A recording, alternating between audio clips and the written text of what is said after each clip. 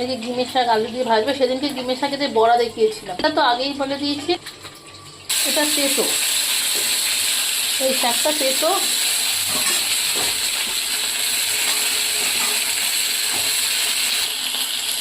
একটুখানি হলুদ দিতে, অল্প একটু নুন, আর লঙ্কা দেয় না কিন্তু আমি একটা দিয়েছি ভাজার জন্য, ভালোই লাগে। জাস্ট ভাজা হবে, আলুটা যত পাতলা হবে তত ভালো। এটা বেগুন দিয়েও এরকম করে খাওয়া যায়।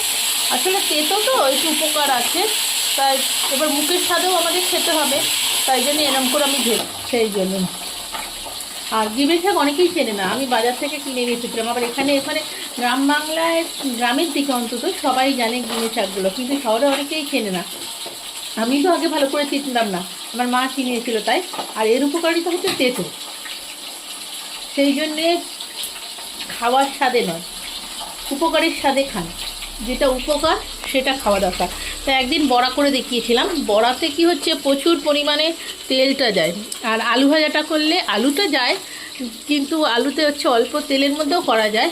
আর বললাম না, খেতে হবে এমন জিনিস যেটা স্বাদও ভালো, আর হচ্ছে উপকারিতাও বেশ গুণ আছে। হয়ে গেছে, একদম তেল কম দেখেছে, আর এরকমই থাকুক, বেশি ভাজবো না, বেশি ভাজলে বেশি পুড়ে যাবে। শাকের উপকারিতা একসঙ্গে আমি ভেজে নিয়েছিলাম। এবার নামিয়ে নেওয়ার পালা। কিন্তু ভাত লাগে, ভাত দিয়ে বেশ মজমজ করে, যখন ঠান্ডা হয়ে যাবে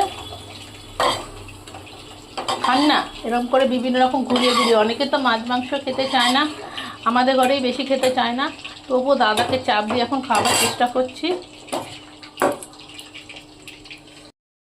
ভালোই লাগে,